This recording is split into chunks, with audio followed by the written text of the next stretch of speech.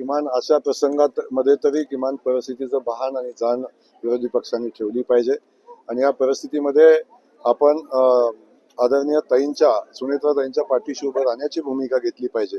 एवढी माणुसकी जर विरोधकांना नसेल तर मला वाटतं याच्यापेक्षा दुर्दैवी गोष्ट असू शकत नाही।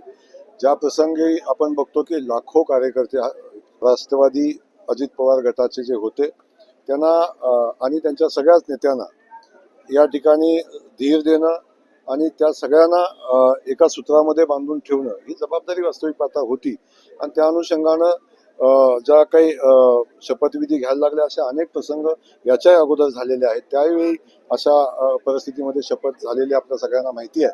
त्याच्या अधिकचं बोलणं मला उचित वाटत नाही, परंतु सगळ्यांनी परिस्थितीचं भान ठेवावं एवढी विनंती या निमित्तानं। दादांच्या निधनानंतर खास करून पक्षाला आधार देणं, कार्यकर्त्यांना आधार देणं, त्यांच्या पाठीशी उभं राहणं एवढ्या सगळ्या भावना वर सोबत घेऊन ताईंनी आज उपमुख्यमंत्री पदाची शपथ घेतलेली आहे।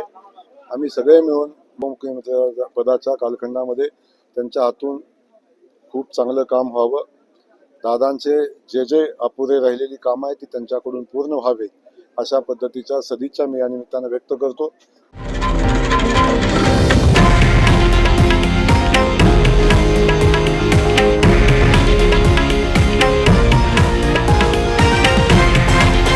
हे आहे देशातील नंबर 1 न्यूज नेटवर्क आणि आपण पाहत आहात TV9 मराठी, एकमेव।